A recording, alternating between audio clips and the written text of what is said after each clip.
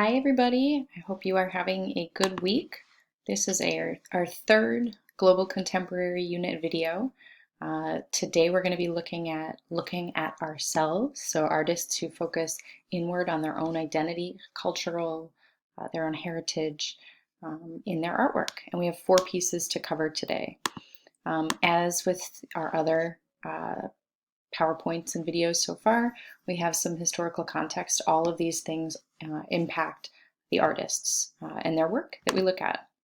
So let's move on, looking at ourselves. Our first artist is named Pepón Osorio, and his work, En la barbería no se llora, No Crying Aloud in the Barber Shop.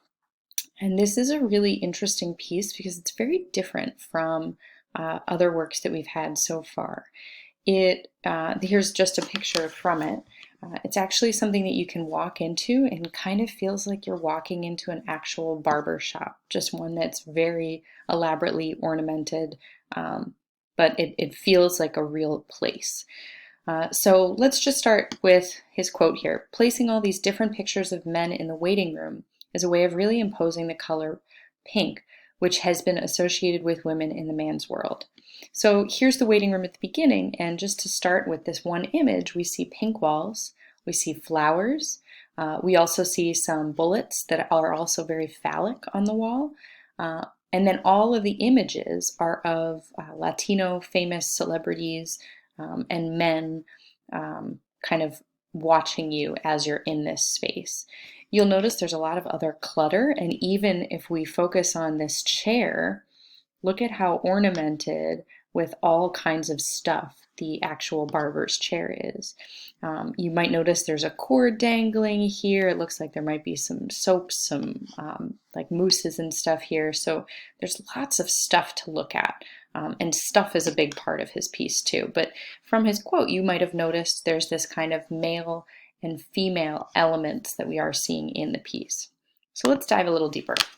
Okay, so the form of this is an installation, and it was actually created in a community space, a Puerto Rican community in Hartford, Connecticut.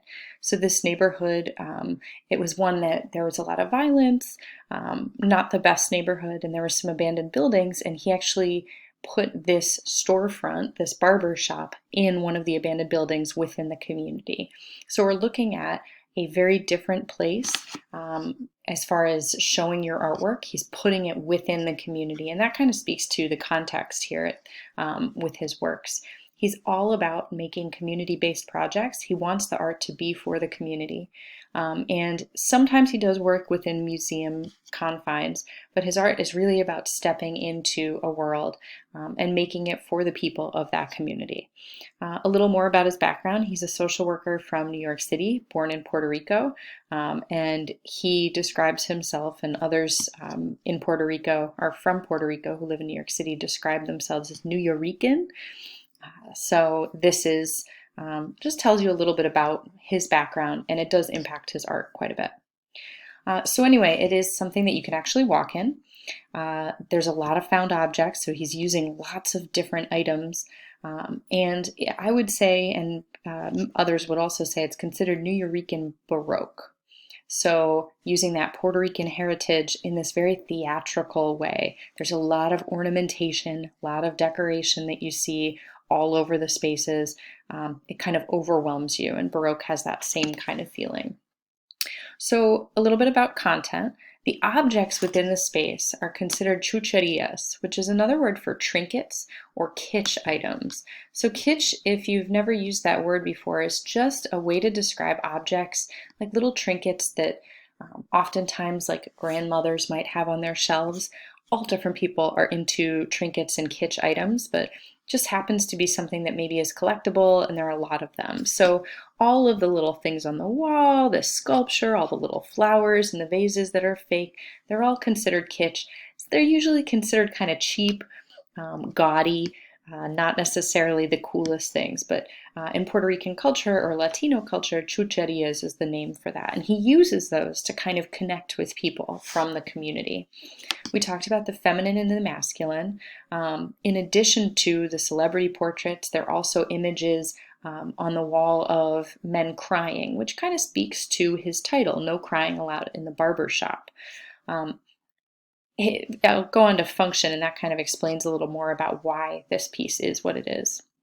So he's trying to raise social issues. He's having you think about high art and low art. So people who go to visit museums maybe are looking for high art forms. Since he's bringing it to the community, it would be more of a low art form. But there's a lot of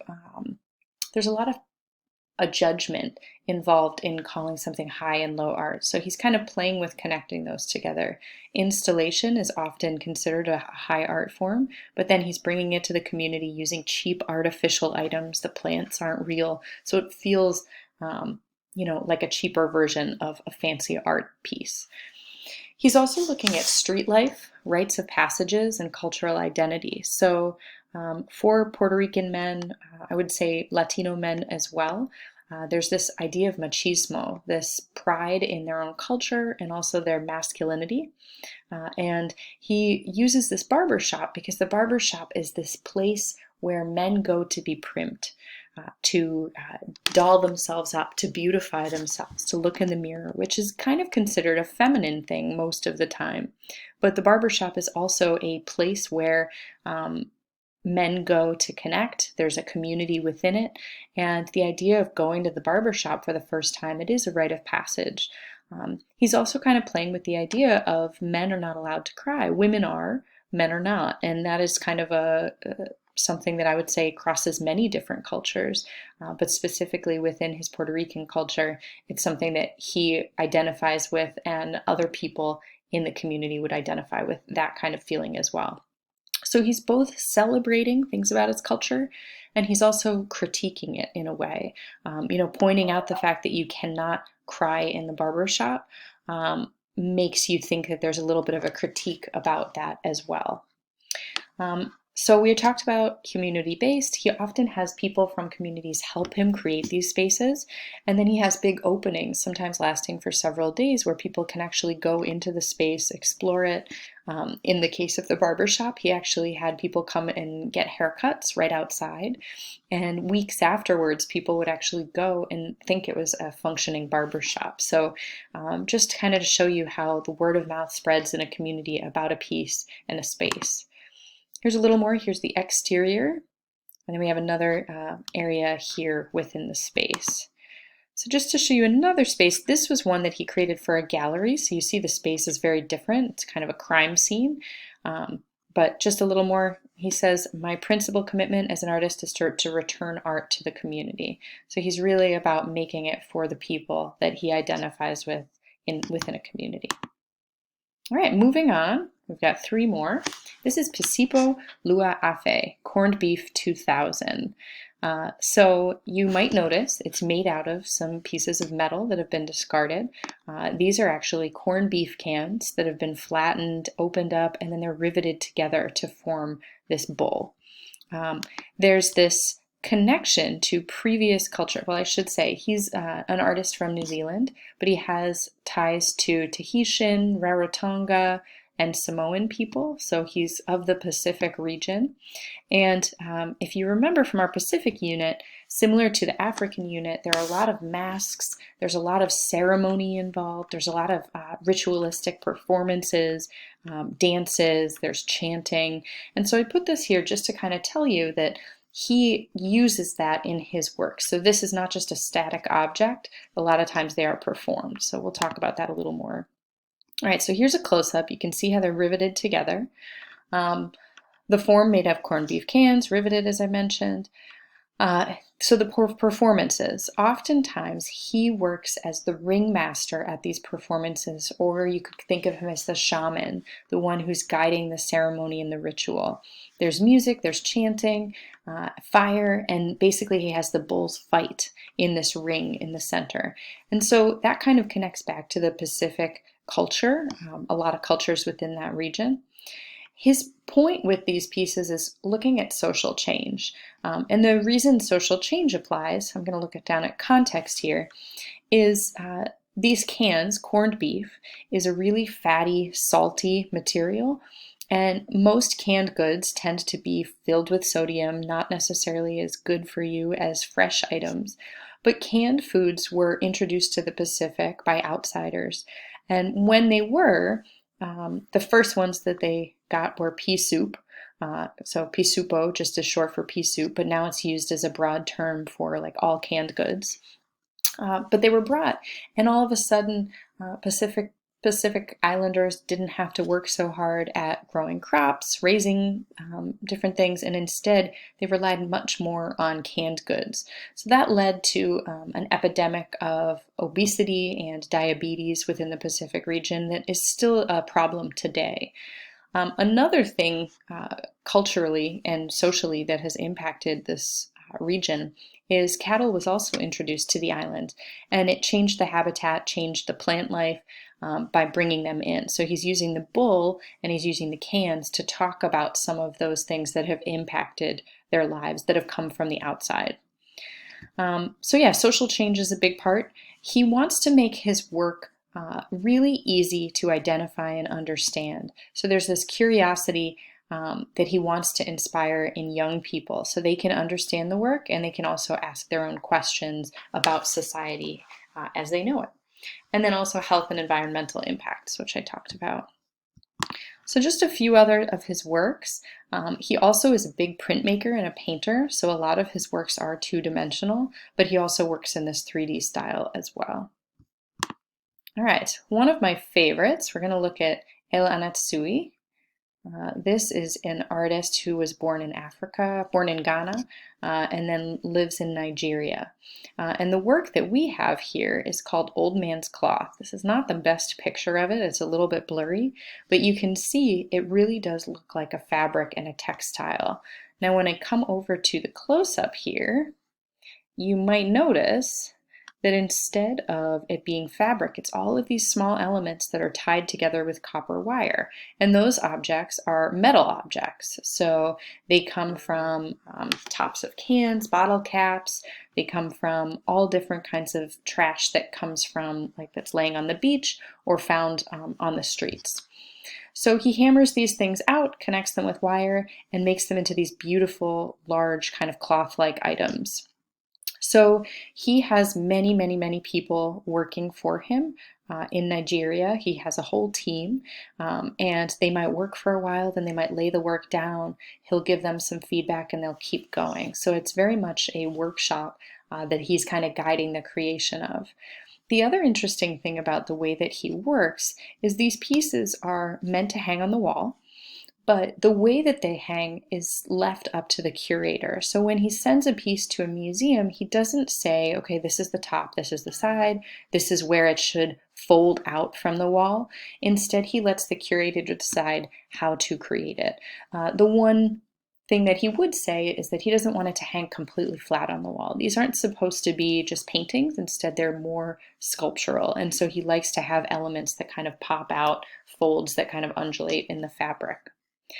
So I mentioned he uses bottle caps, often from liquor bottles, trash, all kinds of things he finds. And some of the other kind of interpretations and symbols in the work, if you think about liquor or alcohol, there's this cultural part of kind of libations, pouring out some of the alcohol for your ancestors. That's kind of a cultural belief. Another one would be sunsum, which we talked about in our Africa unit. This is where objects have life, they have energy and vitality, and that comes to life through touch. So by recreating something with these old objects, there's a vitality that's created. And then also there's an influence from the kente cloth. And the kente cloth was kind of this richly patterned fabric. We've looked at some similar from other African cultures in our previous videos. And if you remember the Asante people, they really used a lot of gold in their work, and he does as well to show this richness, this vitality. His pieces are representations of his cultural identity and his community. He's repurposing, and that's kind of the point of his pieces. His art really reflects his culture and where he's from. Here are a few more of his. Here's the kente cloth I was talking about, just richly, brightly patterned pieces, and he kind of uses those as well. You can see how differently the pieces are displayed depending on how the curator puts it together. And here's a nice close-up too of how different pieces are kind of added together for his works. All right, and one more, here's a picture of him. He says, "I work more like a sculptor and a painter put together. The works evoke lace, but also chainmail, quilts, but also animal hides, garments, but also mosaic, not to mention the rich ceremonial cloths of numerous cultures. Their drape and folds have a voluptuous sculptural presence, but also an undeniably glamorous bravado." All right, let's move on. Our last artist for today, Doris Salcedo. This is called Shibboleth. Okay, and it's a really cool piece that was done at the Tate Modern in Britain. They have this giant gallery space at the entrance when you walk in, and we actually have two works that were displayed in this space. This is one of the best modern art museums in the world, and so they get really, really beautiful art pieces for this space. So what you might notice from these pictures, there's a giant crack in the floor. People are walking around nearby, and you can actually see from this picture a little bit more about the interior space. So it's not a fake crack, it actually goes down into the surface. You can peer down. In some places it's larger, in some places it's smaller, like a real fissure or a real crack would be. So the name, shibboleth, if you're unfamiliar with this term, it means a custom, principle, or belief distinguishing a particular class or group of people, especially a long-standing one, regarded as outmoded or no longer important. So shibboleths are often used, I like to think of them as passwords a lot of times, to identify who outsiders are in a particular community. A good example that I can give you is in World War II.